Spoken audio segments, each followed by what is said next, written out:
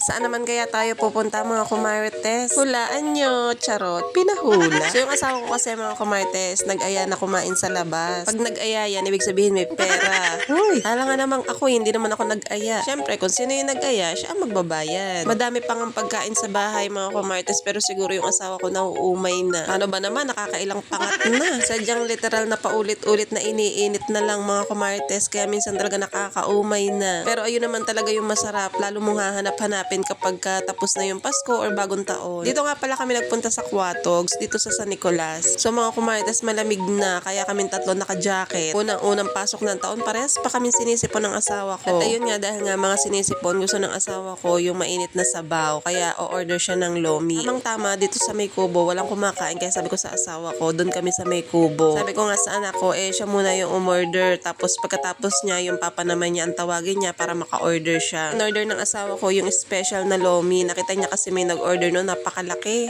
Overload talaga, ang daming toppings. Kay Kurt naman, sisig silog at saka chicken chami. Ako naman, chick silog lang yung in-order ko. Gusto ko kasi kanin. Napakadami pa rin pagkain sa bahay. Lalo na yung mga dessert. Shoutout nga pala kay Joy. Dinalhan kami ng minatamis kahapon. Meron siyang dalang graham, gelatin, may buko salad. Tapos leche flan mga kumartes. Grabe, ang dami. Uutay-utayin ko talagang kainin yun kahit ako lang yung kumakain sa bahay. Sa matatamis kasi mga kumartes, nililimitahan ko lang yung pagkain ko dahil nga ayokong biglang lumaki agad. Pero promise ko talaga, matapos lang itong handaan na ito, magda-diet na ulit tayo. So ito na nga, dumating na nga yung mga order namin mga kumartes. O diba, napagastos pa nga yung asawa ko. So hayain na, bahala siya naman magbabayad niya. Kasi Kurt naman, dalawa yung in-order niya. Ito naman sa akin, chick silog. Tama-tama ko, konti lang yung kanin, ayos na sa akin yan. Makikihati na lang ako sa kanila kasi mukhang ang dami nilang order. Sabi ko nga sa asawa ko, baka hindi niya kayang ubusin yung kasi napakalaki. Overload ba naman na lomi yung in-order niya? Ang lamig nga ng panahon mga kumartes, kaya ayan, kaming tatlo nga naka-jacket tapos bagong ligo pa ako niyan ha. Sana pala this year sipagin na ako mag-vlog. Kaya lang mauumay kayo kapag kayon lagi yung makikita nyo kasi ang ginagawa ko lang naman, pasok sa trabaho, uuwi, tutulog, gigising, papasok ulit sa trabaho, uuwi. As in literal, paulit-ulit na naman tayo sa buong taon na naman. Pag may mga special na kaganapan na lang sa bahay, doon na lang talaga ako nakakapag-vlog. Grabe, ang bilis mga kumartes, ilang araw na lang papasok na naman tayo sa trabaho. Nakikita mo na naman yung mga tagapagmana ng kumpanya. Huy! So ako naman, ayoko na lang stressin yung sarili ko sa trabaho. Mahalaga, ginagawa naman natin yung trabaho natin. Pag natapos sa trabaho, di sabay uwi. Tatrabaho ka naman kasi para kumita ng pera. Huwag na lang nating intindihin yung mga taong nakapaligid sa atin, lalo na kung negative lang din naman yung ibibigay sa atin. Grabe Lord, pabagalin mo muna yung oras. Ayoko pang pumasok. Ang kasunod na ulit ng mahabang bakasyon natin, di sa mahal na araw na. Tapos mag-aantay na ulit tayo ng December. Yung iba naman masaya kasi pagpasok pa lang swelduhan na agad. So yung sasahodin natin, nakalaan lang sa pang-tuition ng aking anak. At least, kahit papano may sinahod din naman. Grabe, yung isang malaking mangkok nga, naubos nga ng asawa ko. Gutom yan. Kinuha ko pa naman ng pinggan kasi sabi ko, pagka hindi naubos, iti-take out namin. Kaya lang ang mangyayari, wala nang take out. Ito namang anak ko, sabi ko, ubusin niya kasi dalawa yung order niya. Kala niya kasi small order lang yung pansit canton. Chami pala yung order niya. Pero dahil nga busog